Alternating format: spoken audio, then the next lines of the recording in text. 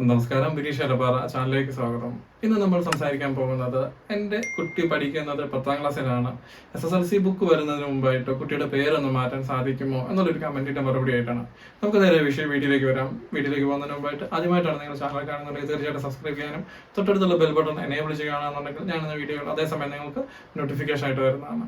അപ്പോൾ നമുക്ക് നേരെ വിഷയത്തിലേക്ക് വരാം. അതായത് കുട്ടി പഠിക്കുന്നത് 10ാം ക്ലാസ്സിലാണ്, അല്ലെങ്കിൽ 10ാം ക്ലാസ്സിൽ എത്തുന്നതിന് മുമ്പായിട്ട് ഒരു കുട്ടിയുടെ പേര് മാറ്റാൻ കഴിയുമോ എന്നുള്ളതാണ് ഒരു സാരാംശം എന്നുള്ളത്. അതായത് നമുക്ക് പേര് മാറ്റാൻ സാധിക്കും. കുട്ടികളുടെ പേര് സ്കൂൾ രജിസ്റ്ററിൽ ചേർത്ത് കഴിഞ്ഞു കഴിഞ്ഞാൽ സ്കൂളിൽ തന്നെ അത് മാറാനുള്ള ഓപ്ഷൻ ഇല്ല.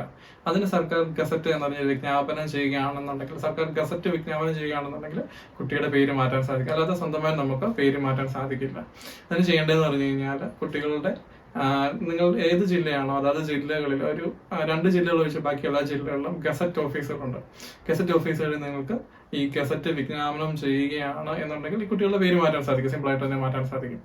അതായത് കുട്ടിയുടെ അഡ്മിഷൻ രജിസ്റ്ററിന്റെ പകർപ്പ്, ആധാർ കാർഡ്, ബർത്ത് സർട്ടിഫിക്കറ്റ്, പിന്നെ മാതാപിതാക്കളുടെ ഒരു കൺസേൺ വേണം കുട്ടിയുടെ പേര് മാറ്റണം എന്ന് പറഞ്ഞു. അങ്ങനെ നേരെ ഈ കുട്ടിയുടെ ഒരു ഫോട്ടോയും സഹിതം ഗസറ്റ് ഓഫീസിൽ, അതായത് ഗവൺമെന്റ് പ്രസിൽ അപേക്ഷ നൽകുകയാണ്. അത് ഓൺലൈനായിട്ട് ചെയ്യാൻ സാധിക്കും, അല്ലെങ്കിൽ നേരിട്ട് നിങ്ങൾക്ക് പോയിട്ടാണെങ്കിൽ അപേക്ഷ നൽകാൻ സാധിക്കും. അങ്ങനെ ഗസറ്റ് വിജ്ഞാപനം ചെയ്തതിനു ശേഷം ഗസറ്റിന്റെ കോപ്പി സഹിതം HM, അതായത് നിങ്ങൾ പഠിക്കുന്ന സ്കൂളിലെ അധികാരിക്ക്, ഹെഡ് മിസ്ട്രസ് അല്ലെങ്കിൽ HM അപേക്ഷ നൽകുകയാണ് എന്നുണ്ടെങ്കിൽ ഈ ഗസറ്റ് വിജ്ഞാപനത്തിന്റെ അടിസ്ഥാനത്തിൽ ഈ അഡ്മിഷൻ രജിസ്റ്റർ പകർപ്പ് തിരുത്താൻ സാധിക്കും, അല്ല അഡ്മിഷൻ രജിസ്റ്റർ തിരുത്താൻ സാധിക്കും.